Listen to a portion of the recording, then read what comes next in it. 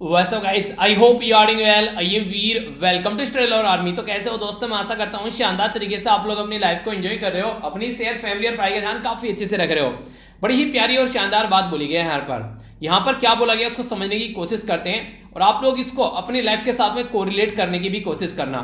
बात की जा रही है success usually comes to those who are too busy. ये जो शब्द यूज किया गया ना, too busy to be looking for it, ये काफी इंपॉर्टेंट यहां पर मायने रखता है। इसका मतलब क्या है? इसका मतलब बेसिकली है कि अगर आप लोगों से कोई पूछे कि सक्सेसफुल कौन लोग होते हैं, तो सक्सेसफुल वो लोग होते हैं जो 24 घंटे अपनी सक्सेस के बारे में सोचते रहते हैं, 24 घंटे अपने माइंड में अपने गोल को घुमाते रहते हैं। देखिए, आप लोगों को मैंने कई बार बोला है कि आप लोग क्या करना है लाइफ में, हमेशा एक बार कम से कम उठते ही और एक बार सोने से पहले 2 टाइम अपने गोल को अपने दिमाग में आप लोग घुमाओ, यानी कि उसके बारे में सोचो।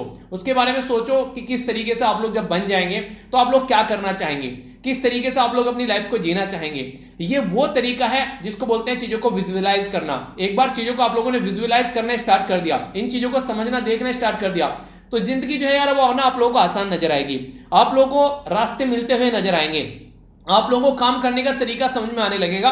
क्योंकि जब आप लोग किसी चीज को सोचते रहते हैं तो आप लोगों का जो दिमाग है वो आप लोगों को उसका आंसर भी देते हैं। आप लोगों ने सुना होगा, मैंने आप लोगों को कई बार रिकमेंड भी किए, एक किताब है the power of subconscious mind. अगर आप लोग अपने अवचेतन मन को कुछ आप लोग सजेशन देते हैं तो वो आप लोगों को कुछ ना कुछ उसका सॉल्यूशन जरूर निकाल के देगा। तो ये चीजें उन लोगों के लिए होती हैं जो अपने गोल में डूब जाते हैं, अपना जो काम वो करना चाहते हैं उसके अंदर बिल्कुल अपने आप को खपा देते हैं। नहीं यार कुछ भी हो जाए, ये चाहिए चाहिए, और वो बोलते हैं ना चाहिए तो चाहिए, वो वाली बात है। तो अगर उस वाली कैटेगरी में आप लोग अपने आप को ढाल पा रहे हो तो ये समझिए जिंदगी में जो भी टारगेट आप लोगों ने एक बार डिसाइड कर लेना, किसी धरती पर माई के लाल की हिम्मत नहीं है कि आप लोगों को वो टारगेट अचीव करने से रोक दे। पर लेकिन आप लोगों को भी उसके लिए पागल होना पड़ेगा। सुना है ना कि प्यार में लोग पागल हो जाते हैं। कभी जॉब की या करियर के लिए पागल होकर देखो ना, आप लोगों के आकर कदमों में गिर जाए जॉब या करियर जो भी आप लोग अचीव करना चाहते हैं, तो बता देना कहीं ना कहीं कोई ना कोई कमी रह जाती है, किसी पागलपन के एक हिस्से में कोई ना कोई कमी रह जाती है जो कि आप लोगों को टारगेट से वंचित कर देती है। तो हमेशा अपने टारगेट के लिए पागल बना पड़ता है किसी चीज को अचीव करने के लिए। जो दुनिया आप लोगों को उस टाइम पर तो पागल बोल देगी, पर लेकिन आगे वही बोलेगी कि हाँ वो एक, आप लोगों को देखकर जब भी मन में सोचेगी ना कि हाँ वो भी एक पागल था जिसको लोग पागल बोलते थे, उसी को आज लोग सैल्यूट कर रहे हैं। तो देखिए, दुनिया जरा सी देर में अपना स्टेट चेंज कर लेती है, तो दुनिया के पीछे मत भागिए, अपना देखिए क्या लाइफ में अचीव करना है, अपनी चीज पर इतना फोकस कीजिए कि आसपास की चीजें धुंधली नजर आने लगे। बिल्कुल फ्रेम में आप लोग को अपना गोल दिखना चाहिए और फिर देखो भला किसकी हिम्मत है कि गोल आप लोग अचीव न कर पाओ। ठीक है, लेक्चर काफी शानदार रहने वाला है, पर लेकिन ये कितना शानदार रहने वाला है ये आप लोगों को बताना है। वीडियो के एंड में एक बच्चे के द्वारा बोला गया, सर हम आपको रेटिंग दिया करेंगे। ठीक है मैंने कहा ये अच्छा तरीका है, डेली जो भी आप लोग लेक्चर देखते हैं उसमें रेटिंग आप लोगों को देनी है। अगर आप लोगों को पूछो कि 10 में से कितने मार्क्स आप लोग देंगे, तो आप लोगों को बताना है कि पूरा लेक्चर देखने के बाद में 10 में से कितने मार्क्स हैं मेरे। ठीक है, एक और इंपॉर्टेंट बात यहाँ पर, ये एक तरीका फीडबैक होगा, इसको आप लोग ये भी बताइएगा कि कहां कहां पर कोई कमी रहेगी जिसको इंप्रूव करना है लेक्चर के अंदर। ठीक है, तो ये डेली का काम होगा। एक छोटी सी एक छोटा सा टाइम लगेगा आप लोग का, लगभग मैक्सिमम आप लोग की 30 सेकंड लगेगी काम करने में। कम से कम रेटिंग तो जरूर दीजिएगा। ठीक है, तो आइए समझते हैं। आज मैंने डेट जो है वो गलत नहीं डाली यहाँ पर। ठीक है, तो डेट जो है वो अप्रैल नहीं है यहाँ पर, जैसे कल गलत हो गई थी, आज मई ही आप लोगों को देखने को मिल रहा है। तो आइए सबसे पहले क्विज है आप लोगों के सामने, इसको अटेम्प्ट कीजिए, इसके बाद में फिर हम लोग आगे बढ़ेंगे। इंडिया और कौन सी कंट्री के बीच में अभी यहाँ पर ट्रेड एंड टैरिफ जो कमीशन है वो स्टेब्लिश किया गया, ताकि दोनों के बीच में जो कोऑपरेशन है, जो ट्रेड है, वो कॉन्टिन्यूअस वे में, प्रॉपर वे में आगे बढ़ता रहे, ये आप लोगों को बताना है। दूसरा जो क्वेश्चन है, ये आरबीआई जो हमारी कंट्री का सेंट्रल बैंक है, जिसको रिजर्व बैंक ऑफ इंडिया भी आप लोग बोलते हैं, उसके द्वारा एक कमेटी का गठन किया गया जो कि किसके द्वारा हेड की गई, ये एक रिव्यू करेगी हमारी कंट्री में जो एसेट्स रिकंस्ट्रक्शन कंपनी होती है, यानी कि ये जो एआरसी है इसको रिव्यू करेगी हमारी कंट्री में। ये एआरसी क्या होती है इसके बारे में हम लोग डिस्कस करेंगे, डिटेल में समझेंगे आर्टिकल के अंदर। वर्ल्ड हेल्थ ऑर्गेनाइजेशन के बारे में बात की जा रही है। वर्ल्ड हेल्थ ऑर्गेनाइजेशन जो है उसके द्वारा एलएमओ, ये एलएमओ क्या है, इसको लिस्ट ऑफ इसेंशियल मेडिसिन के अंदर इंक्लूड किया जाता है। और हमारी कंट्री में तो ये इतना ज्यादा न्यूज में है, इसके अलावा मुझे नहीं लगता है कि हमारी कंट्री में कोई इतना ज्यादा न्यूज में है। अब आप लोग अंदाजा लगा सकते हैं कि ये क्या है एलएमओ। आगे बात करते हैं मिनिस्ट्री के बारे में। कौन सी मिनिस्ट्री है जो डिजास्टर मैनेजमेंट एक्ट को यहाँ पर इन्वोक करती है और उसको इंप्लीमेंट करने का काम करती है। अभी रिसेंटली हो क्या रहा है हमारी कंट्री में, कई सारे राज्य में ऑक्सीजन है, उसमें से दूसरे राज्य में ऑक्सीजन अगर लेकर जानी है, या फिर मान लीजिए एक राज्य ऐसा है जो कि मान लीजिए गुजरात, ठीक है, जो कि वेस्टर्न साइड में हो गया, और ऑक्सीजन जानी है मान लीजिए वेस्ट बंगाल में, तो कई सारे राज्य से होती है यहाँ पर ये जाएगी। तो आप लोग यहाँ पर ये देखिए कई सारे राज्य जो है वो उसको अलाउ नहीं करते हैं ट्रांसमिशन को, उसको बॉर्डर पर कई कई घंटों तक रोके रखते हैं। तो यहाँ पर अगर डिजास्टर मैनेजमेंट एक्ट इंप्लीमेंट कर दिया जाएगा और बोला जाएगा कि ये सिलेंडर नहीं रुकने हैं, ये ऑक्सीजन का मूवमेंट नहीं रुकना है, तो फिर वो नहीं रुकेगा। अगर रुकेगा तो फिर उसके खिलाफ एक्शन ले जा सकता है। JMM एक लौती ऐसी पार्टी है हमारी कंट्री के अंदर जिसके द्वारा यह बताया गया कि उसने कितनी मनी उसको डोनेट की गई है जो किसी प्लेयर के द्वारा मार्केट के अंदर, यानी कि कोई उसको कितनी मनी बेसिकली दे रहा है मार्केट के अंदर, कोई कंपनी उसको कितना डोनेशन दे रही है। इलेक्ट्रोल बॉन्ड का नाम सुना ना आप लोगों ने, क्या होता है उसके बारे में तो जिक्र करेंगे। तो पैसे की बात की जा रही है, कोई पर्टिकुलर कितना पैसा यहां पर इनको दे रहा है। पहली ऐसी पॉलिटिकल पार्टी जिसने खुलेआम सबको यह बताया कि हाँ वो कितना डोनेशन ले रहे हैं और किसने दिया, ठीक है। इससे क्या होता है, जनता को पता चलता है और एक अकाउंटेबिलिटी बनी रहती है। चीफ ऑफ डिफेंस स्टाफ जो कि हमारी कंट्री में बिपिन रावत साहब हैं, और आप लोगों से पूछे पहले चीफ ऑफ डिफेंस स्टाफ कौन है हमारी कंट्री में, तो वो भी यही है, ठीक है।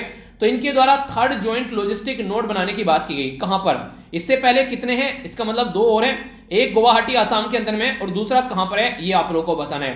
तो अगर डिफेंस की आप लोग तैयारी कर रहे हैं तो फ्रीक्वेंटली ऐसे क्वेश्चन पूछ ले जाते हैं कई बार। कौन सी कमेटी है जिसके द्वारा रिकमेंड किया गया था कि 3 हमारी कंट्री में इंटीग्रेटेड जो थिएटर कमांड होनी चाहिए।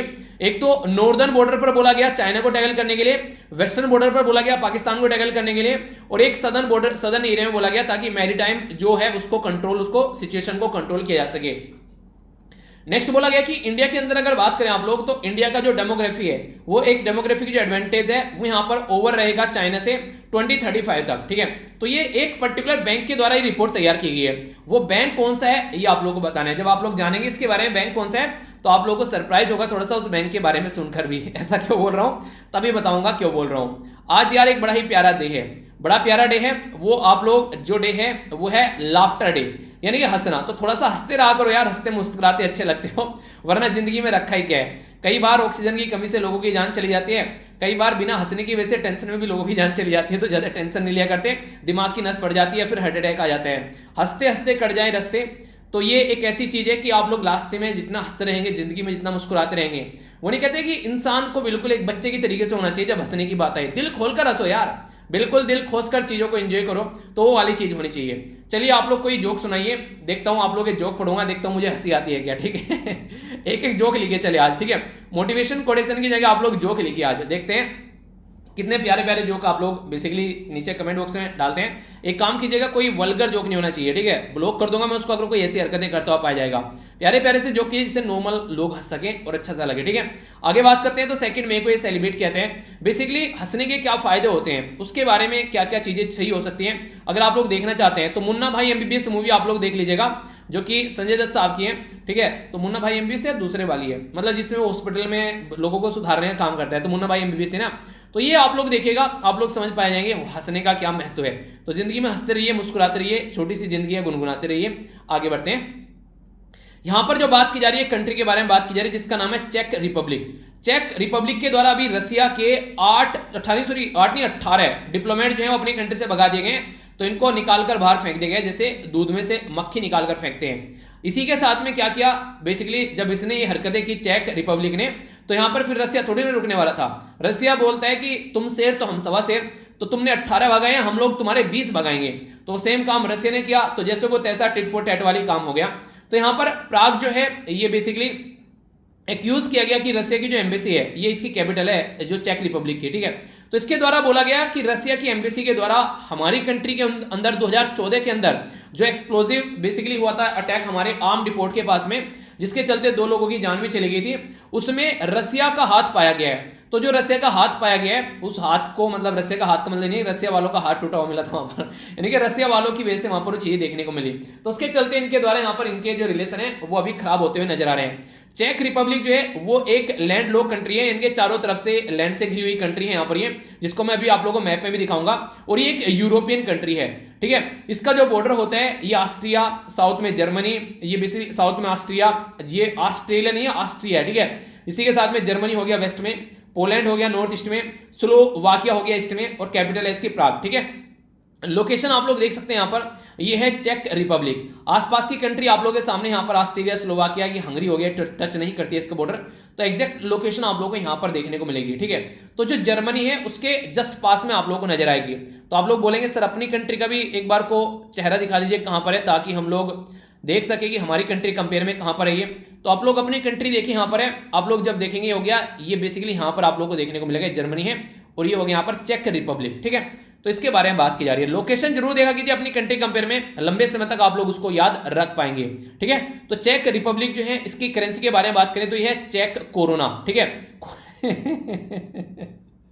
यहां पर भी कोरोना आ गया, और प्राग जो है वो मैंने आप लोगों को कैपिटल बता दी इसकी, तो याद रखना। ठीक है, दूसरा नेक्स्ट जो इंपॉर्टेंट न्यूज है यहां पर उसके बारे में बात करते हैं। इंडिया और बांग्लादेश के द्वारा मिलकर अभी एक एमओयू यानी कि मेमोरेंडम ऑफ अंडरस्टैंडिंग देखने को मिला, जिसमें डायरेक्टरेट जनरल ऑफ ट्रेड जो रेमेडीज है जो इंडिया और बांग्लादेश के दोनों मिल रहे हैं, और वो ये कोशिश कर रहे हैं कि जो ट्रेड और टैरिफ है यानी कि जो भी व्यापार काम धंधा जो दोनों कंट्री के बीच में देखने को मिलता है उसके लिए कमीशन बनाया जाए और उसको चीजों को सोल्व किया जाए। ये जो चीजें हैं यहाँ पर, ये जो मेजर साइन किए गए थे 27 मार्च 2021 में ये साइन किए गए थे ढाका के अंदर, अभी उसको इंप्लीमेंट करने की कोशिश की जा रही है। तो ऑब्जेक्टिव इनका ये है ताकि कोई दिक्कत अगर कल को होती है तो उसका सॉल्यूशन निकाला जा सके वर्ल्ड ट्रेड ऑर्गेनाइजेशन के हिसाब से। वर्ल्ड ट्रेड ऑर्गेनाइजेशन को शॉर्ट फॉर्म में बोलते हैं WTO।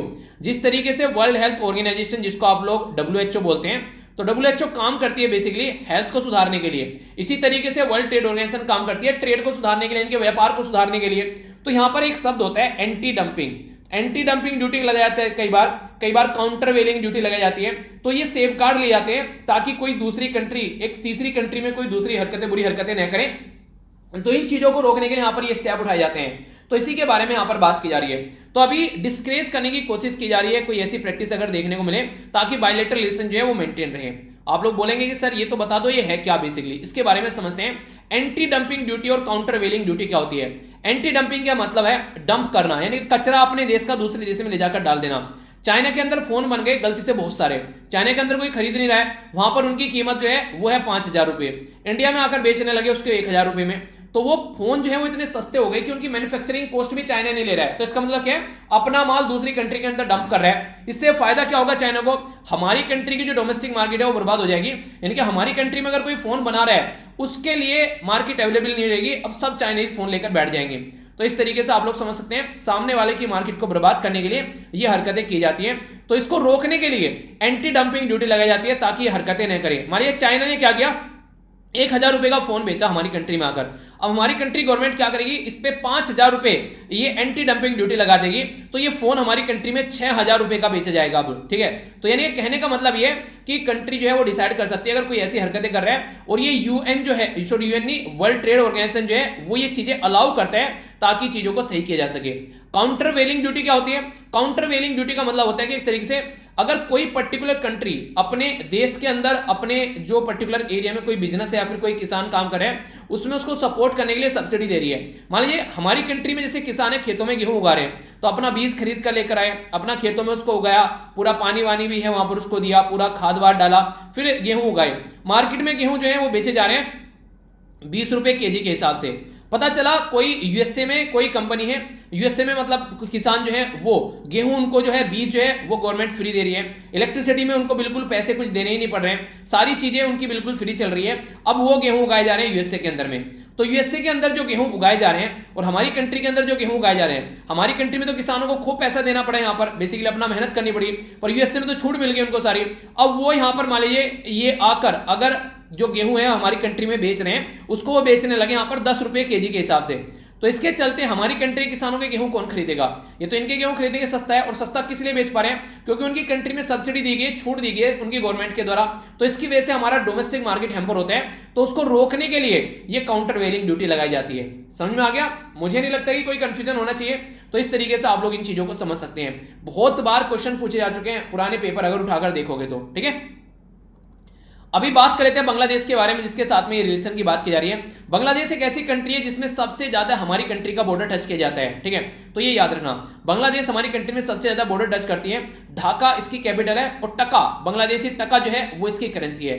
ये हमारी कंट्री में कौन कौन से राज्यों को टच करती है, अब ये काम आप लोग का है, आप लोग बताइएगा। ठीक है, मेरा भी रिविजन हो जाएगा, बताना जरूर। ओके आगे चलते हैं। इंपॉर्टेंट न्यूज है, यहां पर बात की जा रही है शॉर्ट न्यूज के बारे में।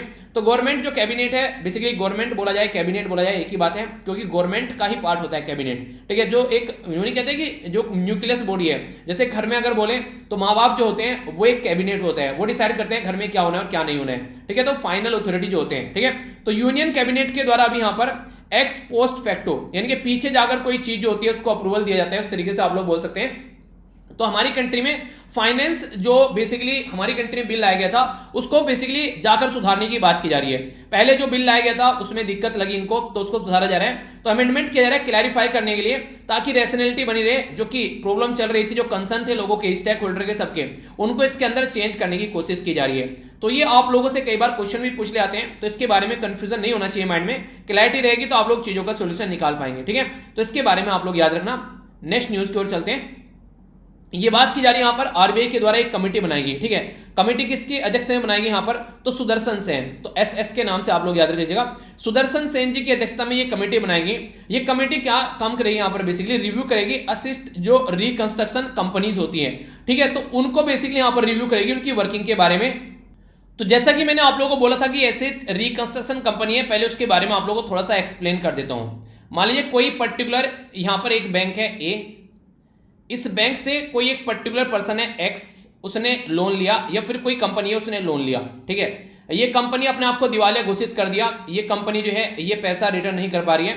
जो इसने मान लीजिए यहां से 10,000 रुपए लिए थे पर वो रिटर्न नहीं कर पा रहे हैं, ठीक है। 10,000 नहीं, हालांकि ये करोड़ों का मामला होता है, तो ये रिटर्न नहीं कर पा रहे हैं। अब यहां पर ये क्या करेंगे, यहां पर बीच में ये कंपनी आ जाती है। ये कंपनी क्या काम करती है? ये बैंक के बिहाफ में यहां पर चीजें रिकवर करती है। तो ये जो रिकवरी करती है कि जो भी पैसा है बेसिकली उसमें से कुछ अगर रिटर्न मिल जाए, तो ये काम करेगी बेसिकली एक तरीके से वो बेगारी को साफ करने का। तो ये यहां पर जो ये एआरसी है, जिसको एसेट रिकंस्ट्रक्शन कंपनी बोला गया है, तो ये काम करेगी। तो कैसे ये काम करना चाहिए इसका हमारी कंट्री में, उसके बारे में बात की, ताकि ये प्रॉब्लम को सोल्यूशन निकाला जा सके। एग्जिस्टिंग जो लीगल और जो रेगुलेशन फ्रेमवर्क है एआरसी के ऊपर जो एप्लीकेबल होते हैं, वो और ज्यादा चीजों को इंप्रूव करेंगे। फिलहाल जो अगर इसके अंदर जो चीजें हैं वो इंप्लीमेंट की जाएंगी।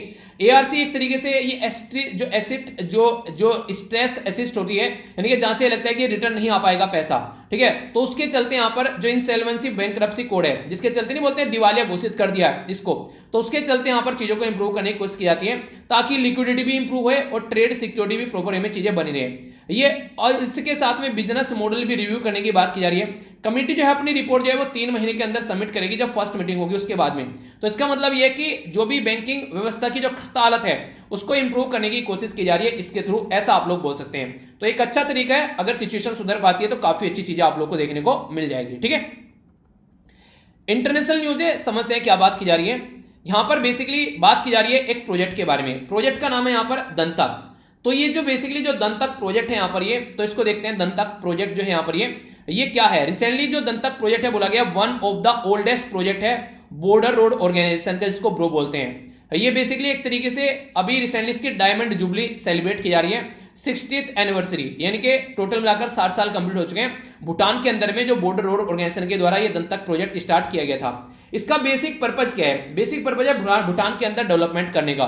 तो 1200 के करीब यहां पर पर्सनल है जो इसके अंदर काम करते हैं। कंस्ट्रक्शन बेसिकली इसी के साथ में कई सारी इंफ्रास्ट्रक्चर डेवलपमेंट का काम भूटान के अंदर इसके द्वारा किया जाता है। 1960 में 24 अप्रैल को ये स्टैब्लिश किया गया था, 1960 में, ठीक है।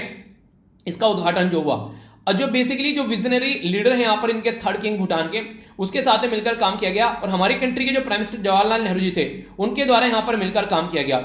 टास्क ये था कि कंस्ट्रक्शन जो है मोटरेबल रोड वगैरह भी बनाए जा सके भूटान के अंदर में, जिनको आगे फॉलो किया जा सके। रोड कनेक्टिविटी बनाने की कोशिश की जा रही थी। कई सारे प्रोजेक्ट हैं लगभग कंप्लीट किए गए इनके द्वारा। 1600 किलोमीटर करीब यहाँ पर रोड वगैरह बनाएगी। 120 किलोमीटर ऐसे ट्रैक बनाए गए भूटान के अंदर में विद 5000 मीटर के करीब। जो यहाँ पर जो ब्रिज वगैरह उनके ऊपर बनाए गए कई सारे, वो भी देखने को मिलेंगे। और ऐसा नहीं है यहाँ पर यही काम किया जा रहा है, और भी बहुत सारे प्रोजेक्ट हैं यहाँ पर, जैसे पारो एयरपोर्ट हो गया, यहाँ पर यनफुला एयरफील्ड हो गया, थिम्पो के अंदर। इसी के साथ में आप लोग यहाँ पर यहाँ पर बेसिकली बात की जा रही है ये ट्रांसगैंग हाईवे के बारे में। तो ये आप लोगों को देखने को मिलेगा। टेलीकम्युनिकेशन हाइड्रो प्रोजेक्ट देखने को मिलेगा। इसी के साथ में शेरबूत कॉलेज आप लोगों को देखने को मिलेगा, कॉलेज भी बनाया गया, ठीक है। कांगलुंग, और इसी के साथ में इंडिया हाउस इस स्टेट, यानी कि बहुत सारे कंस्ट्रक्शन के काम यहाँ पर किए जा रहे हैं। तो इसके जो 60 साल हो गए हैं वो इनके द्वारा सेलिब्रेट किए जा रहे हैं। मेडिकल और एजुकेशनल फैसिलिटी भी प्रोवाइड कराएगी इसके द्वारा। जो खासकर दूर दराज वालों एरिया में फूड की जो आउटलेट्स हैं वो भी बनाए गए भूटानीज एरिया में, ताकि कई सारी चीजें प्रोवाइड कराई जा सकें। तो बहुत सारे काम यहां पर किए गए जो कि आप लोगों को पता होना चाहिए। तो इंडिया के द्वारा भूटान में क्या क्या चीजें प्रोवाइड कराई जा रही है उसका एक नमूना है ये। बॉर्डर और ऑर्गेनाइजेशन, जिसको आप लोग ब्रो बोलते हैं, ये बेसिकली हमारी कंट्री में जो अगर काम के बारे में आप लोगों से कोई पूछे तो यहां पर रोड कंस्ट्रक्शन का काम करती है। ऐसा नहीं है कि हमारी ही कंट्री में काम करती है, 1960 में बनाया गया था। ये आसपास के देश में भी काम करती है, जैसा मैंने अभी बताया भूटान में, श्रीलंका में, अफगानिस्तान में भी काम इसके द्वारा किया गया है। ये मिनिस्ट्री ऑफ डिफेंस के अंडर में आती है। पहले पैसा जो था इसको ministry of road transport and highway से आता था, पर पूरा काम अब इसका मिनिस्ट्री ऑफ डिफेंस के अंडर में आता है। ठीक है, तो ये बेसिकली एक आर्म फोर्स के साथ में कनेक्ट रहती है, हेडक्वार्टर न्यू दिल्ली में। डेवलपमेंट और जो मेंटेनेंस का भी काम करती है इंडियन बॉर्डर एरियाज में और फ्रेंडली कंट्री के अंदर। तो कोई कंफ्यूजन में डालकर अगर आप लोगों से पूछ ले इसके बारे में तो कंफ्यूज मत होना कि ये ओनली इंडिया के लिए काम करती है, नहीं, ऐसा नहीं है। तो भूटान यहां पर आप लोग देखते हैं थिम्पू इसकी कैपिटल है। करेंसीज है यहां पर भूटानीज नुगलट्रोन। ठीक है, तो नुगलट्रोन आप लोग बोल सकते हैं बेसिकली NGULTURM, नुगलट्रम। ठीक है, तो ये ऑफिशियल लैंग्वेज इसकी जो है यहां पर ये है यहां पर जोंगखा। ठीक है, तो ये इसकी ऑफिशियल जो लैंग्वेज होगी। प्राइम मिनिस्टर लोटे त्शेरिंग है यहाँ पर, इसी के साथ में किंग है यहाँ पर। देखिए यहाँ पर आप लोगों को प्राइम मिनिस्टर भी देखने को मिलेंगे और किंग भी देखने को मिलेंगे। इनका नाम है यहाँ पर जिंगमे केसर नेम यंग वांगचुक। ठीक है, तो ये लंबा नाम है हालांकि थोड़ा सा, पर लेकिन ये तो इतना याद रखिएगा प्राइम मिनिस्टर और यहाँ पर किंग दोनों होते हैं। तो ऐसा एरिया है यहाँ पर। ये अपनी कंट्री में देखेंगे तो यहाँ पर है भूटान। ठीक है, एग्जैक्ट लोकेशन अगर आप लोग इसकी देखना चाहते हैं अपनी कंट्री कंपेयर में, आप लोग को बोले अगर हमारी कंट्री में कौन सा राज्य टच करता है भूटान को, तो सिक्किम टच करता है, वेस्ट बंगाल टच करता है, आसाम टच करता है और अरुणाचल प्रदेश टच करता है। तो 4 राज्य ऐसे हैं जो भूटान के बॉर्डर को टच करते हैं हमारी कंट्री के। ठीक है, तो ये बेसिक इंफॉर्मेशन होगी भूटान के बारे में। ओके, आगे चलते हैं। नेक्स्ट यहां पर बात की जा रही है नेशनल न्यूज के बारे में। यहां पर बात की जा रही है लिक्विड मेडिकल ऑक्सीजन के बारे में। मैंने बोला था ना सबसे ज्यादा न्यूज में है यहां पर ये चीज आज के डेट में। लिक्विड मेडिकल ऑक्सीजन जो है वो आज के डेट में प्रोवाइड कराने की कोशिश की जा रही है अलग अलग एरिया में। कोविड-19 के चलते काफी बुरी कंडीशन यहां पर देखने को मिल रही है, तो ताकि उसमें कोई रुकावट न आए इसी के चलते यहां पर कई सारे स्टेप उठाए जा रहे हैं। लिक्विड मेडिकल ऑक्सीजन क्या होती है? ये हाई प्योर एक तरीके से प्योर ऑक्सीजन होती है। तो हाई जो प्योरिटी जो ऑक्सीजन जो है जो सुटेबल है यूज करने के लिए ह्यूमन की बॉडी के लिए, तो मेडिकल ट्रीटमेंट के लिए नॉर्मली ये यूज की जाती है। तो अगर बात करें ये जो ऑक्सीजन है ये बेसिकली अगर वर्चुअली ऑल मॉडर्न जो एनेस्थेसिक जो बेसिकली टेक्निक है उसके अंदर आप लोगों को देखने को मिलेगी। रिस्टोर करती है टिश्यू ऑक्सीजन, इंक्रीज करती है ऑक्सीजन अवेलेबिलिटी, और जो कार्डियोवास्कुलर जो स्टेबिलिटी है, इनके जो हार्ट अटैक की जो बीमारी होती है उसको कंट्रोल करने की कोशिश करती है बेसिकली बॉडी के अंदर ऑक्सीजन पहुंचाकर।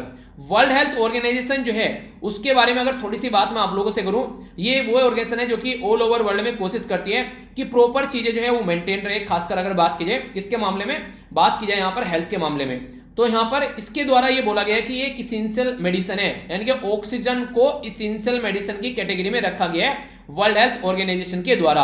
अकॉर्डिंग टू ड्रग जो प्राइस कंट्रोल ऑर्डर है 2013 का हमारी कंट्री का, उसके हिसाब से अगर बात करें तो हम लोगों के द्वारा भी इसको यहां पर the national list of essential medicine जो है उसमें इसको रखा गया है। ठीक है, तो national list of essential medicine के अंदर में हम लोगों ने ऑक्सीजन को रख रखा है। तो ये ऑक्सीजन के ऊपर क्वेश्चन बन जाएंगे बैकग्राउंड में, तो आप लोग कंफ्यूज हो जाओगे फिर। ठीक है, आपके क्वेश्चन बन गया यार ये कैसा, ये तो पढ़ा ही नहीं था, तो यहां से क्वेश्चन बन जाते हैं। अपनी कंट्री के बारे में बात करें तो हमारी कंट्री में एक इंटरेस्टिंग चीज आप लोगों को देखने को मिलेगी, सेल्फ सफिशिएंट ऑक्सीजन है, बाहर से मंगाने की कोई जरूरत नहीं है। पर लेकिन फिर दिक्कत कहां पर आ रही है, क्या क्या प्रॉब्लम है? एक तो डिस्टेंस की प्रॉब्लम है। अगर मान लीजिए आज के दिन में नॉर्थ ईस्ट वाले रीजन में कहीं पर कोई ऑक्सीजन का सिलेंडर है, उसको लेकर आना है ऑक्सीजन को बेसिकली अपने एरिया में, तो वहां से काफी ज्यादा टाइम लग जाता है। एक तो ये दिक्कत देखने को मिलेगी। ठीक है, तो ट्रांसपोर्टेशन की फैसिलिटी तो 6 से 7 दिन यहां पर टैंकर को लाने में लग जाते हैं, ये दिक्कत है। दूसरी इंपॉर्टेंट प्रॉब्लम क्या, यहां पर एक राज्य से दूसरे राज्य में अगर वो टैंकर जा रहा है तो राज्य में जो एक राज्य उसको रोककर खड़ा हो जाता है, अलाउ नहीं करता है, तो ये प्रॉब्लम निकल के आती है। नेक्स्ट यहां पर लिमिटेड टैंकर है, तो बोला जा रहा है इंडिया के अंदर यहां पर 1224 के करीब यहां पर जो LMO टैंकर हैं जिसमें यहां पर ये लिक्विड ऑक्सीजन लेकर आई जाती है, तो ये काफी कम है अगर देखा जाए। आप लोग बोलेंगे कम क्यों है, तो देखिए उसका कुछ ना कुछ तो रीजन होगा। तो यहां पर जो लिक्विड मेडिकल ऑक्सीजन के जो सिलेंडर वो कम इसलिए हैं क्योंकि इसकी जो प्राइस है वो बहुत महंगी है। अगर सिलेंडर के बारे में बात करें जो यहां पर होता है बेसिकली जो टैंकर होता है, ठीक है, जिसके अंदर बहुत सारी ऑक्सीजन रहती है, उसको रखने के लिए तो यहां पर ये टैंकर एक टैंकर जो है वो 50 लाख का पड़ जाता है। तो आप लोग सोचिए 50 लाख का टैंकर जो पड़ेगा तो क्या उसको लोग जो है वो खरीद पाएगा कोई भी? और वो भी अब इसको क्यों नहीं खरीद रहे हैं? आप लोग बोलेंगे यार इंसान मर रहे हैं, खरीदना चाहिए। तो कंपनीज इसलिए नहीं खरीद रही है क्योंकि कोविड-19 की जो सिचुएशन है ना, ये हमेशा तो रहने वाली है नहीं। तो मान लीजिए कल को कोविड-19 की सिचुएशन जो है वो नॉर्मल होगी, तो कौन 50 लाख रुपए देकर यहाँ पर अपनी जो जिंदगी भर की कमाई जो है वो बेकार करेगा? या फिर कंपनी बाद में पड़े रहेंगी वैसे ही वो, तो उनको लगता है कि पैसे बर्बाद हो जाएंगे, इसलिए नहीं। इसलिए यहां पर ये दिक्कत देखने को मिल रही है। कई बार वेस्टेज, अननेसेसरी यूज आप लोगों को देखने को मिलता है हॉस्पिटल के अंदर, यानी कि जितना ऑक्सीजन जहां यूज होना चाहिए उसको उतना ना छोड़कर कई बार खुला छोड़ दिया, लीक हो रही है, वो चीजें देखने को मिलेगी। इसकी वजह से दिक्कत आती है, ठीक है। पॉसिबिलिटी रहती है लीकेज की हॉस्पिटल की पाइपलाइन के अंदर, तो भी चेक नहीं करते ढंग से। ब्लैक मार्केटिंग ऑक्सीजन की काफी लार्ज स्केल पर हो रही है। सिलेंडर जो है वो 1-1 लाख रुपए के बेचे जा रहे हैं। समझ रहे हैं आप लोग कंडीशन कहां पहुंच गई है? वो सिलेंडर, वो ऑक्सीजन जो कि फ्री में मिलती है, उसको 1-1 लाख रुपए में बेचा जा रहा है। तो यहां से आप लोग अंदाजा लगा सकते हैं। तो ये बुरी हालत है, दयनीय कंडीशन है, इसकी वजह से सिचुएशन देखने को मिल रही है। अब क्या क्या गवर्नमेंट के द्वारा स्टेप उठाए गए ये कंडीशन को सुधारने के लिए? तो यहां पर ऑक्सीजन एक्सप्रेस चलाई जा रही है हमारी कंट्री में ट्रेन, ताकि जो ऑक्सीजन जो है उसको ट्रांसपोर्ट किया जा सके, ये काफी ज्यादा जरूरी है। मिनिस्ट्री ऑफ होम अफेयर के द्वारा डिजास्टर मैनेजमेंट एक्ट जो है वो लगा दिया गया है कि अगर ऑक्सीजन के सिलेंडर या ऑक्सीजन के टैंकर को अगर कोई रोकने की कोशिश करेगा तो ये खामियाजा भुगतना पड़ेगा उसको। एक राज्य से दूसरे राज्य में ये धड़ल्ले से जाने चाहिए, रुकने नहीं चाहिए, जिस तरीका माहौल देश के अंदर बना हुआ है, ठीक है। आगे बात करें गवर्नमेंट जो है उसके बारे में बात करें, रीस्टार्ट कर रही है कई सारे जो क्लोज प्लांट थे ताकि ऑक्सीजन की सप्लाई प्रोवाइड कराई जा सके। इंडियन एयरफोर्स जो है एयरलिफ्ट कर रही है जो यहां पर एम्प्टी ऑक्सीजन टैंकर है, ताकि इंडस्ट्रियल यूनिट तक उनको जल्दी से जल्दी पहुंचाया जा सके। ऑक्सीजन जो एनरिचमेंट यूनिट लगाई जा रही है ताकि रिक्वायरमेंट को जल्दी से जल्दी कम किया जा सके। तो ये वो तरीके हैं, जो वो स्टेप है जो उठाए जा रहे हैं चीजों को सुधारने के लिए, पर लेकिन फिर भी सिचुएशन कंट्रोल नहीं आ पा रही है, तो ये हम लोगों को थोड़ा सोचना पड़ेगा, ठीक है। आगे बात करते हैं स्टेट के बारे में। ये काफी इंपॉर्टेंट न्यूज है आप लोगों के सामने। ये एक तरीके से चीजों की ओर बढ़ता हुआ एक प्रोग्रेसिव और पॉजिटिव कदम आप लोग बोल सकते हैं। झारखंड मुक्ति मोर्चा जो है वो फर्स्ट पॉलिटिकल पार्टी है हमारी कंट्री में, झारखंड के अंदर जो पॉलिटिकल पार्टी है जिसके द्वारा बताया गया है कि किसने उसको पैसा दिया है बेसिकली इलेक्टोरल बॉन्ड के थ्रू, और कितना पैसा उसको मिला है। अब तक किसी पॉलिटिकल पार्टी के अंदर पब्लिकली ऐसा नहीं बताया गया है। तो ये किसके द्वारा बताई गई है बात? ये एसोसिएशन फॉर डेमोक्रेटिक रिफॉर्म, जिसको एडीआर बोलते हैं, ये एक ऐसी ऑर्गेनाइजेशन है जो इन्हीं सब मुद्दों के ऊपर स्टडी करती है, देखती है हमारी कंट्री में जो इलेक्शन है वो कैसे सही डायरेक्शन में हम लोग को लेकर चलने हैं, उसी के ऊपर स्टडी करती है। तो ये इसके द्वारा बोला गया है कि 1 करोड़ रुपए डोनेशन मिला है उनको 2019-20 में, ये जो कॉन्ट्रीब्यूशन इनको मिला है यहाँ पर, ये ठीक है। तो यहां पर इनको ये कंट्रीब्यूशन दिया गया है एल्यूमिनियम और कॉपर मैन्युफैक्चरिंग जो कंपनी है जिसका नाम है हिंदाल्को, उसके द्वारा यहां पर ये डोनेशन इनको दिया गया है। एडीआर के बारे में अगर बात करें तो एडीआर के द्वारा बोला गया कि मोस्ट कॉमन सोर्स जो इनकम है आज के दिन में नेशनल और जो रीजनल यानी कि स्टेट के अंदर जो पॉलिटिकल पार्टीज है उनके बारे में, तो ये बेसिकली इलेक्टोरल बॉन्ड है, पर लेकिन दुनिया भर का पैसा मिलता है जो पावर में गवर्नमेंट होती है और वो उसको डिक्लेयर नहीं करती है कि उसको कितना पैसा मिल रहा है, जिसके चलते इसकी काली बाजारी यहां पर देखने को मिलती है। आज की डेट में ये माना जाता है कि मैक्सिमम जो डोनेशन मिलता है वो उस पॉलिटिकल पार्टी को मिलता है जो कि पावर में है, जो गवर्नमेंट बनाए बैठी है।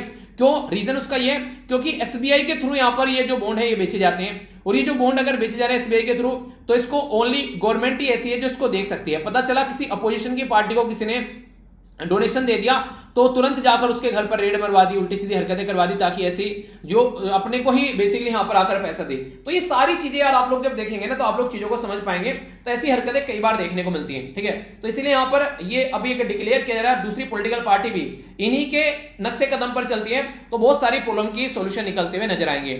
थोड़ी सी एक नजर डाल लेते हैं इलेक्ट्रोल बॉन्ड के ऊपर ताकि आप लोग अंडरस्टैंड कर सकें। इलेक्ट्रोल बॉन्ड जो है हमारी कंट्री में ये एक तो इंडियन सिटीजन खरीद सकता है, यानी कि मैं और आप लोग खरीद सकते हैं, या फिर कोई कंपनी खरीद सकती है इंडिया की, कोई बाहर का इसको नहीं खरीद सकता, ठीक है। तो ये स्टेट बैंक ऑफ इंडिया से ही खरीदे जाएंगे, किसी और बैंक से नहीं खरीदे जाएंगे, ठीक है। इसी के साथ में ये इंटरेस्ट फ्री है, अगर आप लोग किसी को डोनेशन दे रहे हैं तो ये इंटरेस्ट फ्री है, ठीक है, और जिसके पास में जाएंगे उसी के हो जाएंगे, ठीक है। तो ये इंपॉर्टेंट है। नेक्स्ट यहां पर जो इंट्रोड्यूस किया गया इसको जनवरी 29 में यहां पर 2018 में इंट्रोड्यूस किया गया, जो प्राइम मिनिस्टर नरेंद्र मोदी है इनके द्वारा जब गवर्नमेंट आई उनको द्वारा लेकर इसको आगे चला गया इलेक्ट्रोल बॉन्ड स्कीम के तहत। आप लोग यहां पर कौन कौन से डिनोमिनेशन में यानी किस किस तरीके से कितना कितना खरीद सकते हैं?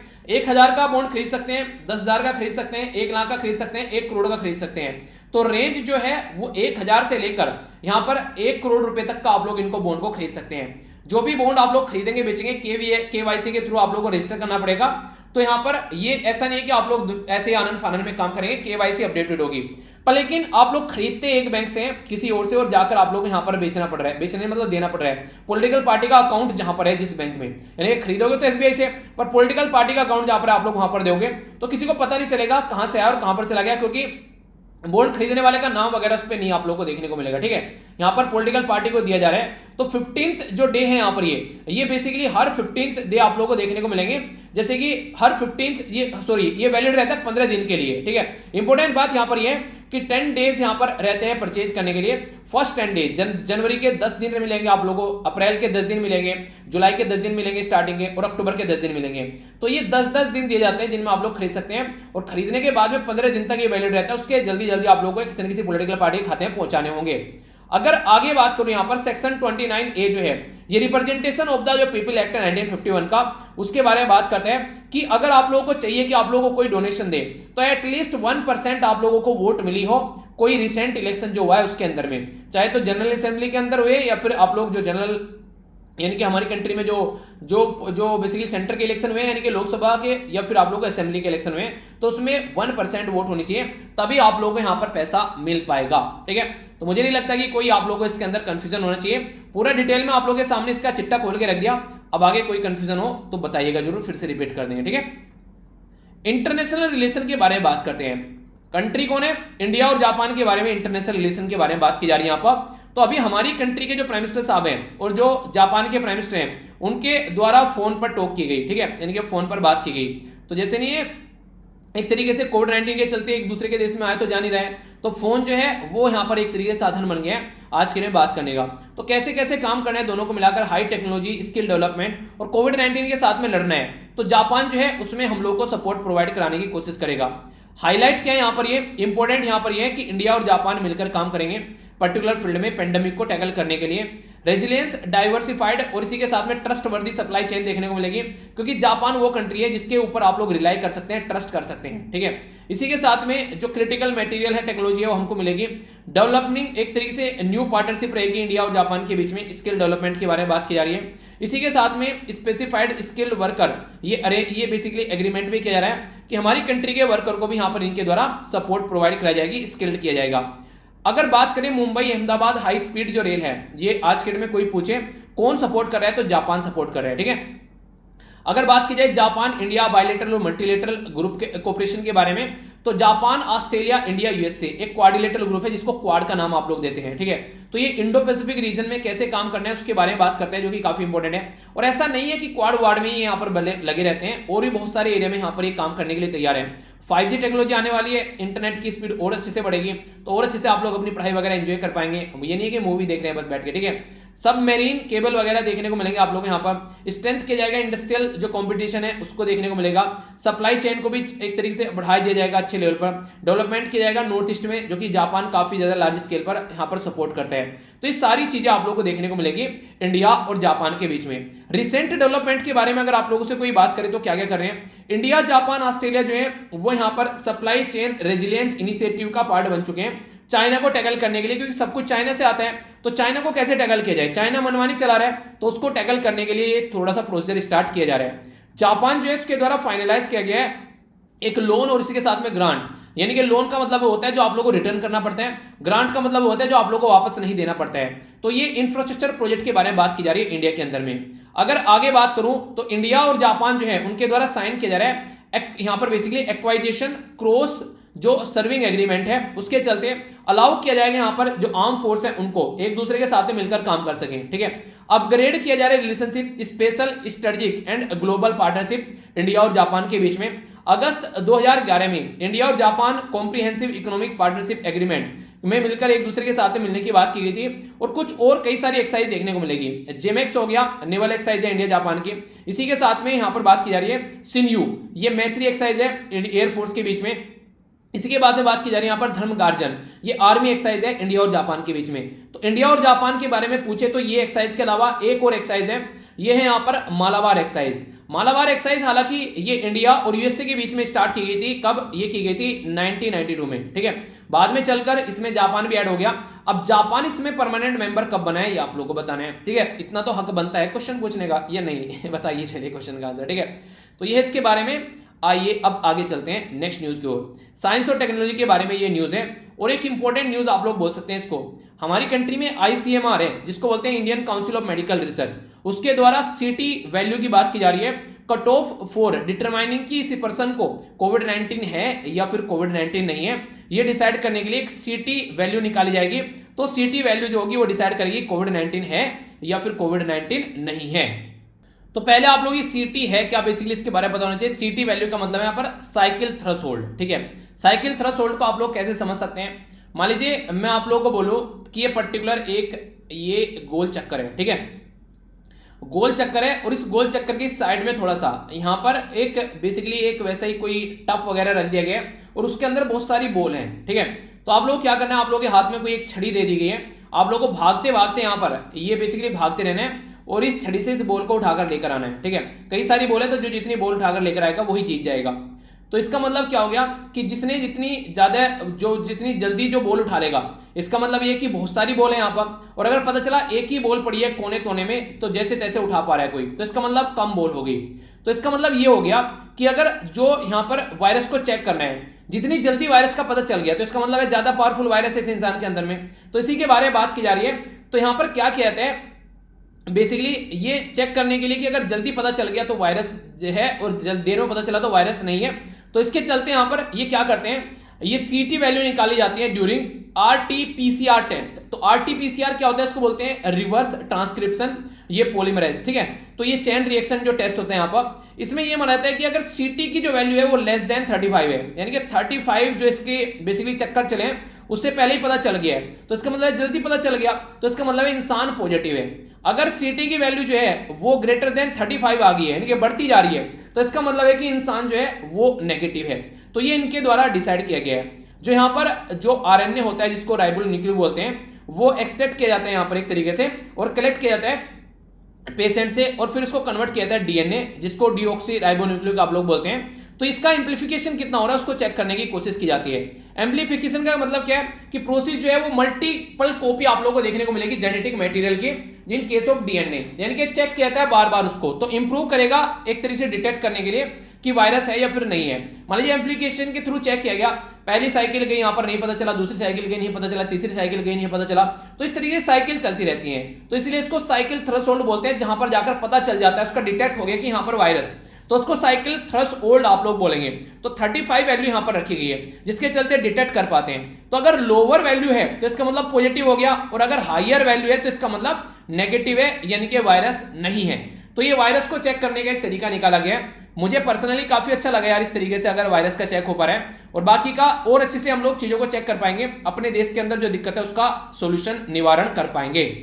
तो कोई कंफ्यूजन नहीं होना चाहिए, CT वैल्यू क्या है, किस तरीके से चेक किया जाता है, और अगर कुछ ना पता हो तो इतना तो कम से कम याद रखना कि यहाँ पर ये अगर ज्यादा होता है, ऐसी स्टेटमेंट बन जाती है CT वैल्यू की नंबर ज्यादा है तो इसका मतलब है कोरोना वायरस के चांस नहीं है, और नंबर कम है तो इसका मतलब है कोरोना वायरस के चांस है, ठीक है। तो ये याद रखिएगा, जो मैंने उदाहरण देकर आप लोगों को समझाया, तो ये मत भूलना कम से कम, ओके।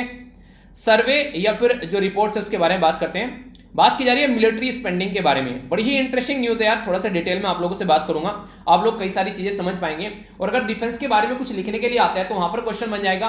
अगर आप लोग NDA CDS या फिर किसी असिस्टेंट कमांडेंट या किसी दूसरे डिफेंस एग्जाम की तैयारी करें तो वहां पर भी क्वेश्चन पूछा जा सकता है। एक ऑर्गेनाइजेशन है जिसको बोला जाता है Stockholm International Peace Research Institute, SIPRI के नाम से इसको जाना जाता है। इसके द्वारा ये बोला गया कोविड-19 के चलते चलते भी यहाँ पर जो दुनिया बर्बादी की ओर बढ़ रही है, तब भी यहाँ पर वर्ल्ड के द्वारा 1981 रुपए जो है वो डिफेंस के ऊपर खर्च किए गए। तो सबसे ज्यादा कौन खर्च कर रहे हैं, 38% जो है वो USA खर्च कर रहे हैं। इसी के साथ में अदर कंट्री जो मिला ले कई सारी हैं, बाकी का 14% चाइना खर्च कर रहा है, और तीसरे नंबर पर इंडिया है 3.7, चौथे नंबर पर रसिया है, पांचवें नंबर पर सऊदी अरेबिया है। यानी कि डिफेंस के ऊपर जो खर्चा हमारा चल रहा है उसके बारे में बात की जा रही है। ऐसा नहीं कि बाहर से हथियार खरीद के लेकर आ रहे हैं उसकी बात करें, अपनी कंट्री के अंदर डिफेंस का बजट किस तरीके से चल रहा है उसके बारे में बेसिकली बात की जा रही है। 2.6% इंक्रीज हो गई मिलिट्री स्पेंडिंग, यानी कि मिलिट्री के ऊपर जो खर्चा है वो बढ़ गया, जबकि वर्ल्ड की GDP जो है वो 4.4% जो है वो घट गई। यानी कि GDP घट रही है फिर भी खर्चा बढ़ रहा है मिलिट्री के ऊपर, यानी कि लोग जो है हथियार लेना पसंद कर रहे हैं, क्योंकि चाइना जैसे, पाकिस्तान जैसे जो दोस्त हैं हमारे पड़ोस में बैठे हुए हैं, जिसकी वजह से दिक्कतें देखने को मिलती है। तो ड्यू टू इकोनॉमिक जो इंपैक्ट है कोविड-19 का, उसको ध्यान में रखते हुए यहाँ पर बहुत सारी इकोनॉमी बर्बाद हो रही है, पर फिर भी मिलिट्री के ऊपर खर्चा नहीं घट रहा है। 5 बिगेस्ट जो स्पेंडर है यहाँ पर 2020 में, उनको टुगेदर अगर अकाउंट किया जाए तो ये 62% हो जाता है। यानी कि 5 कंट्री जो है, उन्हें सुना आप लोगों ने डायलॉग सुना कि आधे में गांव और आधे में राम, यानी कि ये 5 अकेली कंट्री ऐसी हैं जो कि 62% चीजें यहां पर लिए बैठी है। बाकी की और जो बच गए यहां पर जो नंबर जो बाकी का बच गया वो और सारी कंट्री यहां पर है। यानी कि मोटे मोटे तौर पर बोले तो 38% में पूरा दुनिया हो गई और 62% में ये अब और अकेली 5 कंट्री हो गई। तो ये 5 कंट्री का नाम याद रखिएगा। 5 में से अगर बात करें तो इंपॉर्टेंट बात यहां पर ये है कि 4 कंट्री ऐसी हैं यहां पर जो कि यूएन के परमानेंट मेंबर हैं, जो कि डिफेंस के ऊपर सबसे ज्यादा खर्च कर रहे हैं। तो यूएसए, चाइना, रसिया और यूके। और इंडिया जो है उसने फ्रांस को रिप्लेस कर रखा है। यहां पर आना चाहिए था फ्रांस, यहां पर इंडिया आ गया और आ नहीं गया, बीच में बैठ गया आकर, वो भी तीसरे नंबर पर। ठीक है, तो UCIRU। ठीक है, तो इस तरीके से आप लोग याद रखिएगा। पहला यू से शुरू हुआ जो कि यूएसए है और यू पे खत्म हुआ जो कि यूके है, बीच में CIR। ठीक है, तो इस तरीके से याद रख लीजिएगा। जो भी सुटेबल लगे बेसिकली पता होना चाहिए, क्वेश्चन अटेम्प्ट होना चाहिए एग्जाम के अंदर में। अगर टॉप 5 के बारे में जो मैं आप लोगों से बात कर रहा हूं, कितने बिलियन खर्च किए जा रहे हैं? 732 बिलियन जो है वो यूएसए खर्च करते हैं, चाइना जो है वो 261 बिलियन खर्च करता है, इंडिया जो है वो 71 बिलियन खर्च करता है, रसिया 65 बिलियन खर्च करता है और सऊदी अरेबिया 62 बिलियन खर्च करता है। तो ये वो कंट्री है जो ह्यूज खर्चा यहां पर देखने को मिल रहा है। अभी रिसेंटली अगर बात करते हैं तो आप लोग इनके बारे में। ठीक है, तो ये क्वेश्चन आप लोगों से पूछा जा सकता है कि कौन कौन कितना पैसा खर्च कर रहा है। ठीक है, तो किस तरीके से खर्चा कर रहे हैं, तो एक मोटा मोटा आइडिया आप लोग इसके बारे में रखिएगा। ठीक है, तो ये आप लोग यहां पर इसके बारे में पता होना चाहिए। ये पॉइंट यहां पर चेंज कर लेना यार इसको, तो यूनाइटेड किंगडम नहीं आएगा यहां पर, ये बेसिकली सऊदी अरेबिया आएगा। ठीक है, तो यूके नहीं आएगा यहां पर, सऊदी अरेबिया आएगा। ठीक है, एक और ऐसा आ गया आप लोगों के सामने। ठीक है, तो लास्ट में सऊदी अरेबिया है यहां पर, ये गलती होगी, सॉरी, इसको देख लेना। ठीक है, तो यूनाइटेड किंगडम नहीं है क्योंकि पहले पर यूएसए आ गया, दूसरे पर चाइना आ गया, तीसरे पर इंडिया आ गया, चौथे पर रशिया, पांचवें पर है सऊदी अरेबिया। ठीक है, यूके तो जाकर 7वें नंबर पर है यहाँ पर, सऊदी अरेबिया हो गया, फिर फ्रांस हो गया, फिर जर्मनी हो गया, फिर यूके हो गया। ठीक है, तो इसको सही कर लेना। चलिए, ये होती है देखिए गलती होने की बात। ठीक है, गलत कर दी यहाँ पर चीजें। ठीक है, अब एग्जाम में जो है वो आप लोग कभी गलत नहीं करेंगे इसको। ठीक है, तो चाइना, यूएसए, चाइना, इंडिया, रसिया और सऊदी अरेबिया। पीडीएफ जब आप लोग डाउनलोड करेंगे तो उसमें चेंज मैं इसको कर दूंगा। ओके, तो ये बात याद रखिएगा। यूएसए के द्वारा 2020 में बात करें यहां पर, ये 3rd कॉन्सिक्यूटिव ईयर है जो यूएसए की मिलिट्री स्पेंडिंग जो है बड़ी है। चाइना जो है उसकी भी राइज हो रही है, 26 जो यहां पर कॉन्सिक्यूटिव ईयर, यानी कि 26 साल से चाइना की स्पेंडिंग बढ़ती जा रही है। लॉन्गेस्ट सीरीज ऑफ जो आप लोग देखें यहां पर सिप्री के द्वारा जो मिलिट्री एक्सपेंडिचर की डेटाबेस के बारे में बात करें तो नॉर्थ अटलांटिक ट्रीटी ऑर्गेनाइजेशन के अंदर जो मिलिट्री है उनके ऊपर ये बर्डन बढ़ता ही बढ़ता जा रहा है। सऊदी अरेबिया, रसिया, इजराइल, यूएसए जो है वो यहां पर जो बेसिकली टॉप 15 कंट्री में अगर स्पेंडर के बारे में बात करें तो इनका बिगेस्ट इंक्रीज हुआ है, यानी कि बढ़ा है, यानी कि पहले जितना खर्च करते थे उससे ज्यादा बढ़ा है। ठीक है, तो ये वो कंट्री है, तो ये इंपॉर्टेंट है। यूरोप के अंदर बात करें मिलिट्री का जो खर्चा है ये बढ़ा है यहां पर 4% लगभग। जर्मनी, फ्रांस के अंदर 7th और 8th लार्जेस्ट स्पेंडर आप लोगों को देखने को मिलेंगे। एशिया और ओशियाना ग्रुप के अंदर China, India, Japan, south Korea, Australia, तो इनका खर्चा बढ़ा है डिफेंस के ऊपर और सारी हरकतें चाइना की वजह से हो रही है क्योंकि चाइना उल्टी सीधी हरकतें करता है, तो ये भी आप लोगों को देखने को मिलेगा। जो सब अफ्रीका कंट्री है, ठीक है, तो वहां पर भी इंक्रीज हुआ है जहां पर खाने पीने के भी लाले पड़े हुए हैं, तो 3.4% इंक्रीज हो गया। ठीक है, यहां पर चैड, माली जो बेसिकली ये कंट्री है ना, जो बेसिकली जो यहां पर ये मैरियाना, इसी के साथ में नाइजीरिया हो गया, ये बेसिकली युगांडा हो गया, तो यहां पर भी बढ़ता हुआ आप लोगों को नजर आएगा। अगर मैं आप लोगों को मैप में यहां पर दिखाना चाहूं कि लोकेशन कहां पर आप लोगों को देखने को मिलेगी, तो ये अफ्रीकन वाला रीजन देखने को मिलेगा। ठीक है, ये इस पर्टिकुलर रीजन की बात की जा रही है। ठीक है, तो ये हो गया मॉरिटानिया यहां पर। ठीक है, ये भी देखने को मिल रहा है आप लोग, आसपास वाली कंट्री जो है यहां पर ये। ठीक है, तो चैड, माली, मॉरिटानिया, नाइजर। ठीक है, तो ये देख सकते हैं। साउथ अमेरिका के अंदर जाएंगे, साउथ अमेरिका है ये वाला रीजन। ठीक है, तो इसके अंदर अगर आप लोग जाएंगे तो ये 2.1% कम हुआ है और 3.1% हुआ है ब्राजील का, जो कि सबसे बड़ा है यहाँ पर ये, और जो दूसरे रीजन है उनके द्वारा ये एक ऐसा रीजन है जहां पर कम हुआ है। ठीक है, मिडिल ईस्ट के अंदर भी कम हुआ है, बेसिकली अंगोला हो गया, सऊदी अरेबिया हो गया, ठीक है, कुवैत हो गया, तो ये कंबाइंड जो स्पेंडिंग है वो डिक्रीज हुई है 6.5% के करीब। पर लेकिन कंबाइन की बात की जा रही है पूरे रीजन के बारे में, वो मैंने कंट्री का बताया, रीजन का डिक्रीज हुआ है, पर लेकिन सऊदी अरेबिया को तो बढ़ा है, हम लोगों ने देखा अभी। ठीक है, तो इस तरीके से अंडरस्टैंड कर सकते हैं। तो पूरा माहौल किसके द्वारा बनाया गया यहाँ पर, ये पूरा माहौल बनाया गया है जो यहाँ पर Stockholm International Peace Research Institute है उसके द्वारा, तो कंफ्यूजन नहीं होना चाहिए। तो सऊदी अरेबिया यहाँ पर, ये यूके नहीं है। ठीक है, तो ये याद रखना, इंपॉर्टेंट क्वेश्चन हो गया आप लोगों के लिए। आगे बढ़ते हैं। डिफेंस के बारे में बात की जा रही है। ये बात की जा रही है डिफेंस के ज्वाइंट लॉजिस्टिक नोड के बारे में। सामान लाना ले जाना, खाने पीने का सामान आर्मी को ले जाना, हथियार को लाना ले जाना, तो इसको लॉजिस्टिक बोलते हैं बेसिकली, ठीक है। तो यहां पर बात की जा रही है अदर ऑपरेशनलाइज, जो हमारी कंट्री में ज्वाइंट लॉजिस्टिक जो नोड है वो ऑलरेडी गुवाहाटी और पोर्ट ब्लेयर के अंदर है, यानी कि आसाम के अंदर देखने को मिलेंगे और पोर्ट ब्लेयर के अंदर। अभी मुंबई के अंदर एक और यहां पर स्टार्ट करने की बात की जा रही है, जो कि तीसरा होगा। तो इससे क्या होगा, इससे तो जो आर्म फोर्स है उनको फायदा होगा, लॉजिस्टिक की फैसिलिटी अच्छे से बन पाएगी, और इस्तेमाल जो छोटे छोटे आर्म्स हथियार हो गए, ठीक है, राशन हो गया, फ्यूल हो गया, जनरल स्टोर के सामान हो गए, नहाने धोने, खाने पीने, ब्रश, साबुन वगैरह, वो सारी चीजें, ठीक है। एवीएशन के साथ में एविएशन क्लोथिंग हो गई, ठीक है। दूसरी सारी चीजें यहां पर लाने और ले जाने का काम करेगी। मैन पावर को भी जो लाने ले जाने का काम किया जाता है, फाइनेंशियल सेविंग, वो सारी चीजें। ऑप्टिमाइजेशन की बात यहां पर की जा रही है बेसिकली। कम्बैक्ट ऑपरेशन, अगर लड़ाई किसी के साथ में होती है तो ये सारी सिचुएशन बहुत ज्यादा काम आती है। इंटीग्रेटेड जो थिएटर कमांड है यहां पर, ये इसके बारे में अगर बात करें हमारी कंट्री में, ये सजेस्ट की जाती है कि ऐसा कुछ होना चाहिए। पहले आप लोग ये वाला देखें, यहां पर डिफेंस ऑफ चीफ स्टाफ जो है हमारी कंट्री में, इनके द्वारा यहां पर ये न्यूज दी गई है। ये 4 स्टार जनरल होते हैं हमारी कंट्री में, ठीक है, जिनका सैलरी और जो बेनिफिट है वो सर्विस चीफ है उनके इक्विवेलेंट होता है। 65 साल इनकी एज होती है। वैसे नॉर्मल जो है, जो ये 3 से मोर देन, जो रिटायरमेंट, जो 3 ईयर मोर देन, जो एज ऑफ जो 3 चीफ है ना आर्मी, एयरफोर्स, नेवी के, उनसे 3 ईयर साल ज्यादा होती है, ठीक है।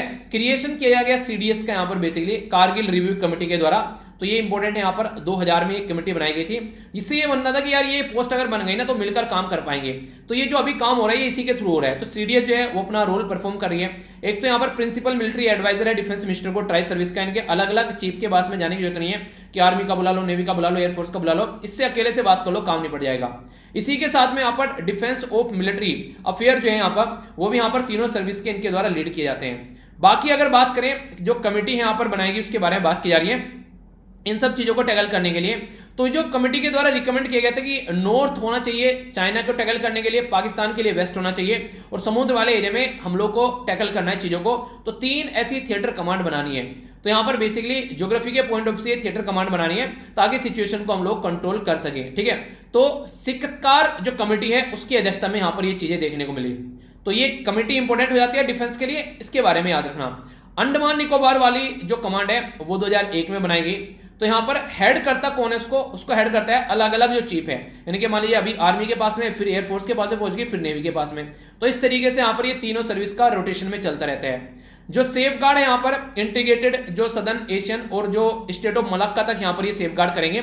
जैसे अपनी कंट्री यहाँ पर हो गई, ये स्टेट ऑफ मलक्का आप लोगों को देखने को मिलेगा, जिसे चाइना जो है इंडियन ओशन में एंट्री करता है, उस एरिया की बात की जा रही है, ठीक है। तो इसको भी यहाँ पर सेफ गार्ड करने की बात करते हैं यहाँ पर, क्योंकि अंडमान निकोबार वाला एरिया हो जाता है। और आप लोग देखते हैं यहाँ पर अंडमान सी हो गया, तो यहीं पर ये एरिया है, ठीक है।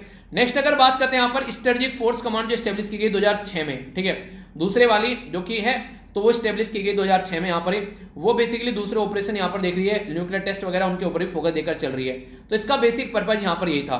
तो याद रखना, पहली थी यहाँ पर, कहां पर पहली थी यहाँ पर, ये आप लोग को देखने को मिलेगी, ये अलग अलग एरिया में बेसिकली गुवाहाटी, पोर्ट ब्लेयर, और अब एक मुंबई में भी होगी, ठीक है। तो क्वेश्चन बन सकता है, मैच करने के लिए भी कई बार आ जाते हैं, कंफ्यूजन नहीं होना चाहिए। सोशल इश्यू है, बात की जा रही है इंडिया डेमोग्राफिक एडवांटेज के बारे में। जो डेमोग्राफिक एडवांटेज यानी कि हमारी कंट्री में जो यंग जनरेशन है वो कितनी है उसके बारे में बात की जा रही है। तो इंडिया डेमोग्राफिक एडवांटेज जो है वो ओवरटेक करेगा चाइना को 2035 में, ठीक है। तो चाइना से आगे निकल जाएंगे हम लोग, ऐसा बोला जा रहा है। और ये सेंट्रल जो बैंक है चाइना का, उसके द्वारा ये रिपोर्ट तैयार की गई है।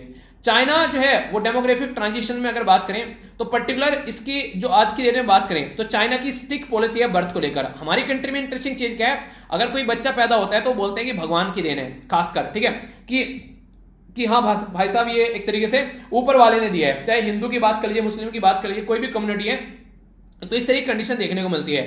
ये भगवान, अल्लाह, गॉड जो भी बोलिए उसकी देन नहीं है। आप लोग अगर थोड़ा सा भी कंट्रोल करोगे तो सारी चीजें वहीं पर ही रुक जाएंगी। कई बार क्या होता है, एक लड़की हो गई तो उसके चक्कर में फिर लगे रहते हैं, तो फिर जब तक लड़का नहीं हो जाता है तब तक सिचुएशन नहीं रुकती है, और फिर बोलते हैं कि भगवान की देन है, ठीक है। तो भगवान क्या कर रहे हैं यहाँ पर, आप लोग चीजों को अगर प्रोटेक्शन यूज करो तो जरा सी देर में भगवान की देन जो है वो रुक जाएगी। पर लेकिन हमारी कंट्री में सिचुएशन नहीं है, पर चाइना में यहाँ पर बहुत टाइट पॉलिसी तक ला दी गई इसके चलते यहाँ पर, जिसकी वजह से उनकी पॉपुलेशन जो है वो कंट्रोल हो गई। पर लेकिन अब दूसरी प्रॉब्लम चल रही है, नए बच्चे तो पैदा हो नहीं रहे हैं, आदत बन गई लोगों की एक ही बच्चा रखना है, बाकी एजिंग पॉपुलेशन हो रही है, बुढ़ापे की ओर सटिया रहे हैं लोग, तो उसकी वजह से दूसरी कंडीशन देखने को मिल रही है। यानी कि चाइना वाले जो है वो अलग डायरेक्शन में चल रही है, पर हमारी यंग पॉपुलेशन है अभी, तो हम लोग जो है अभी एक अलग डायरेक्शन में और चाइना अलग डायरेक्शन में है। तो पीपल बैंक्स ऑफ चाइना के द्वारा यहां पर ये बातें बताई गई हैं कि चाइना को फिलहाल अभी अगर बात करें तो इमीडिएटली लिबरलाइज करना चाहिए अपनी बर्थ पॉलिसी को। अगर उसकी एजिंग पॉपुलेशन यानी कि जो उनकी जो पॉपुलेशन है, जो अभी एज हो रही है, उनकी जो एज बढ़ रही है, उसको अगर कंट्रोल करना है तो थोड़ा सा चीजों को फोकस देकर चलना पड़ेगा। अगर बात करें यहां पर कम्बैट करने के लिए इकोनॉमिकली और डेमोग्राफिकली यहां पर, तो इंडिया की जो यंग जनरेशन है वो काफी इंपॉर्टेंट है। और यूएसए की दिक्कत नहीं है क्योंकि यूएसए तो फ्रेंडली देश है। हम लोग यूएसए में तो वैसे ही बच्चे पैदा कर करके भेज देते हैं कि जाओ यूएसए में रहने ना, यूएसए में अच्छी लाइफ मिलेगी, ठीक है। तो आधे से ज्यादा यूएसए जो है वो इंडिया से भरा पड़ा है। ग्रीन कार्ड जो यूएसए इशू करते हैं मैक्सिमम इंडिया वाले जपता लेते हैं उनको। इससे आप लोग अंदाजा लगा सकते हैं तो हमारी कितनी जनता यूएसए के अंदर पड़ी हुई है, तो उसके बारे में समझ सकते हैं। अगर बात की जाए इंडिया जो है यहाँ पर डिटेल में बात करें तो जो गैप है यहाँ पर दो कंट्री के बीच में, एशिया के अंदर जो चाइना के बारे में बात करें, इंडिया के बारे में बात करें, तो चाइना को जो डेमोग्राफिक जो डिविडेंड है वो यहाँ पर कम हो रहा है, तो इसके चलते चाइना को प्रॉब्लम देखने को पड़ेगी। पर इंडिया के बारे में बात करें तो इंडिया चाइना को एक्सीड करेगा, तो हमारे पास में टाइम है। पर लेकिन अगर हम लोग अपनी पॉपुलेशन को अगर ढंग से यूज नहीं कर पाए तो फिर दिक्कत देखने को मिलेगी। जो चाइना की कंडीशन ये अभी आने वाली है, हमारी 2050 में ये कंडीशन आएगी, तो तब हमको दिक्कत देखने को मिल जाएगी। क्योंकि सब यंग जनरेशन आज के डेट में मैक्सिमम लोग आप लोगों को देखने को मिलेंगे अंडर 30 या 30 के आसपास नजर आ जाएंगे, ठीक है। तो बाकी की चाइना के अंदर जो एज बढ़ चुकी है, तो हम लोग को मैन पावर जो है पॉपुलेशन जो टॉप पर है उसको हम लोग को यूज करना पड़ेगा ढंग से, उसको काम देना पड़ेगा, वरना दिक्कत हो जाएगी यहाँ पर फिर बहुत ज्यादा है। अगर वर्क फोर्स को यूज नहीं कर पाए हम लोग 2050 से भी आगे निकल गए, ये फिर जनता जो है आज के डेट में, मान लीजिए मैं हूं या फिर आप लोग हैं, तो उस टाइम पर जाकर फिर हमारी एज ज्यादा हो जाएगी, उस टाइम पर रिटायरमेंट के फेज में हम लोग चल रहे होंगे। तो कंडीशन क्या बनेगी? कंडीशन सीधी सीधी ये बनेगी कि जिंदगी अब कैसे गुजर बसर करनी है, क्योंकि वही हो ना, काम तो खत्म हो गया अब यहाँ पर। तो उस टाइम पर हमारे पास में अगर जॉब नहीं होगी, कोई ऐसी सिचुएशन होगी, तो फिर हमारा जो देश एक तरीके से हमारे बर्डन से दब जाएगा, क्योंकि बीमारी भी होगी, कई सारी और दिक्कत देखने को मिलेगी, तो वो कंट्रोल नहीं हो पाएंगी चीजें, ठीक है। तो यानी कि जनता को जॉब मिलती रहनी चाहिए, तभी वो आगे चलकर अपना पैसा सेव करें, और वो सेव पैसा भी इनडायरेक्ट वे में यूज किया जाता है गवर्नमेंट के द्वारा, तो वो सारी चीजें हैं। तो साइकिल चलती रहनी चाहिए, ठीक है। तो ये था आज का लेक्चर, कैसा लगा? आप लोग बेसिकली यहाँ पर रैंक देकर जरूर जाना। बाकी एक बार रिव्यू कर लेते हैं। इंपॉर्टेंट डे के बारे में जाना तो हंसते रहिए, थोड़ा मुस्कुराते रहिए, ठीक है। उन्हें कहते हैं कि फोटो खिंचवाते टाइम जला प्यालते मुस्कुराइए, तो मुस्कुराते रहिए ताकि थुती, उन्हें कहते खुती खुती आप लोग की थैली पर हती बनी रहे। ठीक है। तो ये शॉर्ट न्यूज देखी हम लोगों ने, काफी अच्छे और ये आप लोगों को मैंने सिस्टम भी समझाया ARC वाला, ठीक है। इंटरनेशनल न्यूज में हम लोगों ने जो भूटान के साथ में रिलेशन के बारे में बात की, इसको मैप वगैरह में भी देखा। नेशनल न्यूज में हम लोगों ने यहाँ पे जो लिक्विड मेडिकल ऑक्सीजन के बारे में जाना, कौन कौन क्या बोलता है वो समझा। स्टेट न्यूज में हम लोगों ने इलेक्ट्रोल बॉन्ड के बारे में जाना, डिटेल में मैंने आप लोगों को समझाया भी इसके बारे में। इंटरनेशनल रिलेशन में इंडिया और जो जापान के बारे में हम लोगों ने कई सारी बातें डिस्कस की, ये भी इंपॉर्टेंट था। साइंस और टेक में हम लोगों ने जो बात की यहाँ पर CT वैल्यू क्या है उसके बारे में समझा, कैसे निकाले जाते हैं वो देखिए। रिपोर्ट के बारे में बात करें तो मिलिट्री स्पेंडिंग के बारे में बात की, ये समझा हम लोगों ने, कौन कौन कितना कितना खर्चा कर रहा है। डायरेक्ट क्वेश्चन बन सकते हैं एग्जाम में, ठीक है, याद रखना। डिफेंस में हम लोगों ने यहाँ पर ज्वाइंट लॉजिस्टिक जो नोड है उसके बारे में समझा, कौन कौन से हैं हमारी कंट्री में, और यहाँ पर चीफ ऑफ डिफेंस स्टाफ के बारे में भी जाना। सोशल इशू में यहाँ पर डेमोग्राफिक जो डिविडेंड एडवांटेज के बारे में जाना, इंडिया और चाइना का। आइए आप क्वेश्चन के आंसर दीजिए। इंडिया और कौन सी कंट्री जो है वो ट्रेड टैरिफ कमीशन के बारे में बात कर रही है। RBI के द्वारा कौन सी कमेटी सेटअप की गई है जो असिस्ट रिकंस्ट्रक्शन कंपनी के लिए। वर्ल्ड हेल्थ ऑर्गेनाइजेशन ने किस LMO को एसेंशियल लिस्ट में रखा है, LMO क्या है। कौन सी मिनिस्ट्री के द्वारा डिजास्टर मैनेजमेंट जो एक्ट है वो इन्वोक किया जाता है। JMM, ये यहाँ पर इसकी फुल फॉर्म बताना है, जिसके द्वारा अभी अपना जो डोनेशन मिला है उसके बारे में बताया गया है। कहां पर बात की जा रही है, यहाँ पर हमारी कंट्री में लॉजिस्टिक जो डिमांड बनाने की ज्वाइंट लॉजिस्टिक जो नोड है, और इससे पहले कहां पर है, गुवाहाटी के अंदर है, एक और है, उसका नाम बताइए। कौन सी कमेटी है जिसके द्वारा ये सारी चीजें रिकमेंड की गई। इंडिया का जो डेमोग्राफिक एडवांटेज है वो चाइना से निकलने वाला है 2035 में। रिपोर्ट किसके द्वारा बताई गई है ये भी आप लोग बताइएगा, ठीक है। रिवीजन कर लेते हैं, और रिवीजन में फिर मैंने वही गलती कर दी जो मैं वो नहीं आदमी हूं, वही गलती हर बार करता हूं, आदमी से आदमी हूं, प्यार करता हूं। ये मैं है भाई साहब, याद रख लेना इसको, ठीक है। कई बार ऐसा होता है महीना चेंज हो जाता है पर आदत चेंज नहीं होती। Work day, international labour day, ये किस नाम से और पुकारा जाता है, थीम आप लोगों को बतानी है, ठीक है। एडोब जो है उसके जो फाउंडर उसको बताना है। PDF की फुल फॉर्म आप लोगों से मैंने पूछी थी, ये भी बतानी है। VBM क्या है ये बताइए आप लोग। पुलिस जो राइटर हैं, बेसिकली लॉयर जो थे, उनके द्वारा जिनोसाइड बताया गया, बताइए। ओटोमन जो तुर्की है, किसके ऊपर, उसके द्वारा किसकी कंट्री को यहाँ पर बेसिकली जिनोसाइड किया गया था। WMA क्या है यहाँ पर, जो ministry of electronics and information technology है उसके बारे में बात करें तो FOSS क्या है ये बताना है, ठीक है। हमारी कंट्री की रैंक है 49। अगर CGI, ठीक है, CGGI, ठीक है। तो यहाँ पर चैडलर गुड गवर्नमेंट जो इंडेक्स है उसके बारे में बात की जा रही है, ठीक है। तो कौन इसको प्रस्तुत करता है ये आप लोग को बताना है, ठीक है। तो लेबर डे बोले या फिर मे डे बोले, बात एक ही है, ये थीम होगी पूरी, the world of work and the covid pandemic. इतना तो कम से कम याद रखना, ठीक है। बाकी का आधा एक्सप्लेनेशन दे रखा है। चार्ल्स जो यहाँ पर गेस्चेक हैं, इनके बारे में बात की जा रही है, इनके द्वारा पोर्टेबल डॉक्यूमेंट पीडीएफ फॉर्मेट बनाया गया। वंदे भारत के तहत चीजें हमारी कंट्री में चीजें लेकर चली जा रही हैं, ठीक है। रफेल जो यहाँ पर लिम्किन है, इनके द्वारा जीनोसाइड टर्म दी गई यहाँ पर 1943 में। अर्मीनिया के अंदर जीनोसाइड की बात की गई यहाँ पर ओटोमन तुर्की के द्वारा। वेज एंड मीन्स एडवांसेस के बारे में बात की 1997 में इसको बनाया गया। इसका मतलब ये होता है कि क्या कमाई हो रही है और कितना खर्चा हो रहा है, आमदनी अठन्नी खर्च रुपया, तो अठन्नी और लानी पड़ेगी तभी काम चलेगा, तो अठन्नी यहाँ से मिलेगी जो कि आरबीआई के द्वारा प्रोवाइड कराई जाती है। मिनिस्ट्री जो यहाँ पर माइटी है, यानी कि ministry of electronics and information technology, इसके द्वारा free and open sourcing software की बात की गई। 49th हमारी रैंक है चैडलर गुड गवर्नेंस इंडेक्स में। ये चैडलर इंस्टीट्यूट ऑफ गवर्नेंस जो कि सिंगापुर के अंदर है, इसके द्वारा तैयार किया जाता है, ठीक है। तो ये था टोटल आज का डिस्कशन। तो एंजॉय करिए, अपना ध्यान रखिए, मिलता हूं नेक्स्ट लेक्चर में। बड़ों को नमस्ते, छोटों को प्यार, छोटी सी लाइफ एंजॉय करो यार। तब तक के लिए जय हिंद।